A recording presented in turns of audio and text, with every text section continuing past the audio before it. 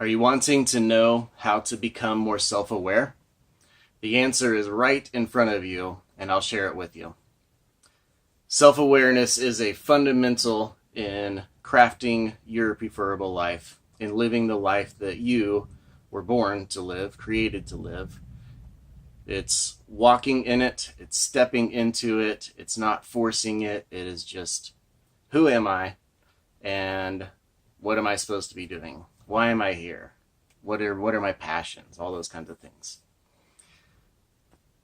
3 years ago, I was depressed. I was in the tanks. I was in a corporate job. I got put on stress disability because I almost punched out a manager.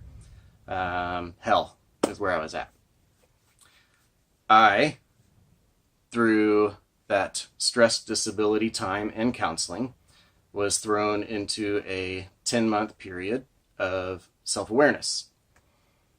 During that time, I did personality tests. I did a bunch of personality tests to find out what job, what career should I do. Because that's kind of the thing. Why do you want to become self-aware? Is to kind of find out what you should do and make money from, what you should do in your job, that kind of thing. So I went on that journey. There was 4 things, but one of the 4 was financial advisor. So I started to go down that path. You got tests to take and stuff like that.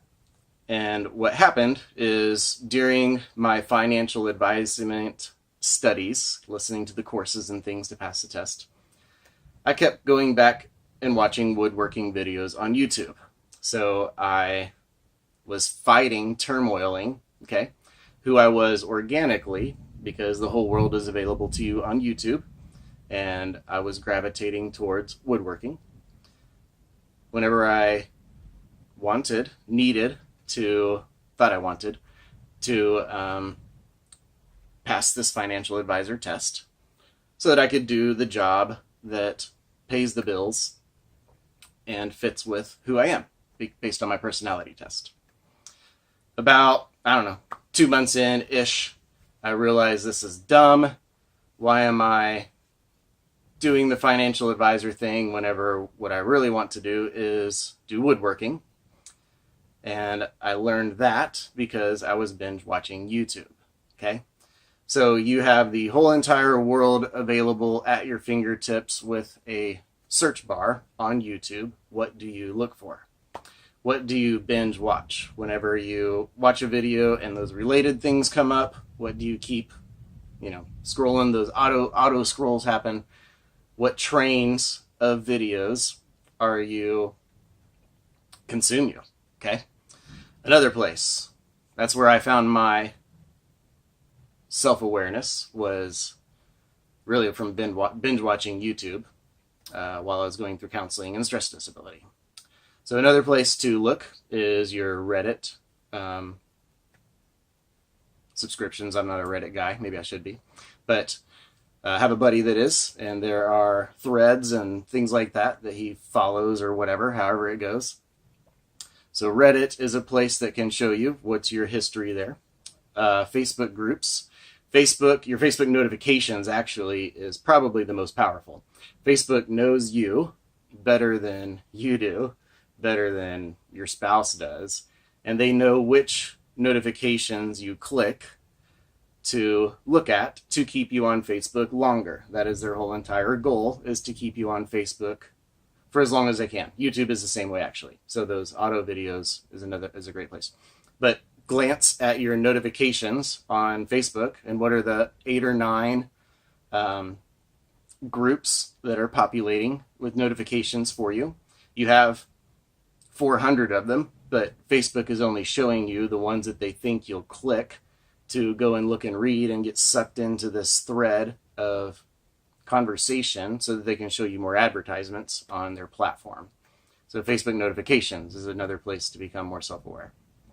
So the fundamental problem in this self-awareness thing is not really that we don't know who we are. We do know what we're interested in. We do know what we engage in. We do know what we enjoy watching, what we enjoy doing, what we don't enjoy, all of those things. The fundamental problem is the framework of the system where there's a job and you have to take a personality test and see if it fits you. And it's upside down. what needs to happen, the shift that needs to happen, is you need to create the job that is for you. There is no reason that you cannot monetize in 2018, 2019, 2020, however long this video stays in algorithm, who knows. There's no way that you cannot monetize from who you are in these times. YouTube, you can start for free. You can make videos about pop culture, and you can talk about music and movies and things like that, and build a fan base, and then start to sell something at some time after you get 10,000, 11,000 subscribers, whatever the number is. Start a podcast on woodworking, on creating stuff from wood, on interviewing people that work with wood. Maybe YouTube's a better place because it's visual. But you can absolutely biking is one that I have a friend that I'm trying to get him to do this to bikes and what's it, beer. He brews beer and he works on bikes. I think those just go together freaking awesome. So you brew beer and you work on bikes, make videos about brewing beer and working on bikes, and people will start to follow you. So you do know who you are. You do know what you want. And if you don't, just look at those few things, YouTube, Reddit, Facebook, those kind of places, and you'll have your answer. It'll be right there in front of you. What do I enjoy? What am I? Who am I? What is me? And then the thing you have to do is, well, if this is who I am, then what do I do next? You just talk about it on a searchable platform, on YouTube, on a podcast, or a blog, and you create content about what you love and enjoy. It's not a get-rich-quick thing. You're not going to make money overnight, but you will have a lot of fun, for one. You will be the nerd that you actually are about the thing that you love to do, and people want to follow nerds about bikes and beer. I mean, that's way cool. And man, you just got to do you. There is no excuse anymore. Even if you never make any money off of it, you'll have a lot of fun. You will be talking about what you love, and you'll be living a big chunk of your preferable life because you get to talk and do what you love. And what's more preferable than that? Not much. So that's why I'm here.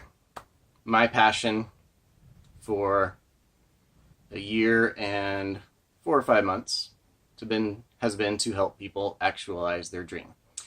I've done it on my deck. I talk about it on my deck with friends. I talk it around board game nights with friends. I talk about it at networking business event things with business partners, friend people. It's who I am and what I love is to get you to awaken that you can monetize from you. You can be you and live. And it's 100% doable.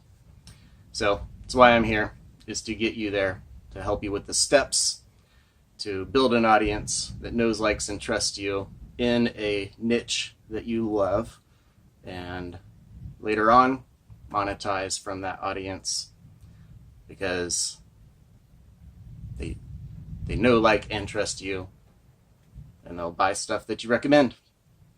So that is your preferable life, is knowing who you are and just doing it, being it, because what's more fun than that? Nothing. So this is step 1 of self-awareness.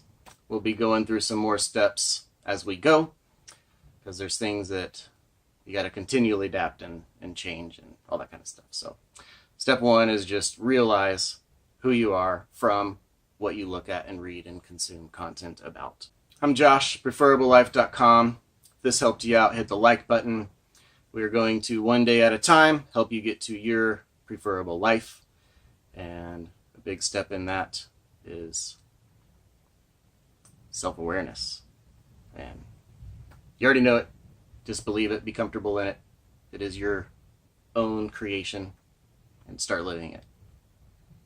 Have an awesome day, and be you.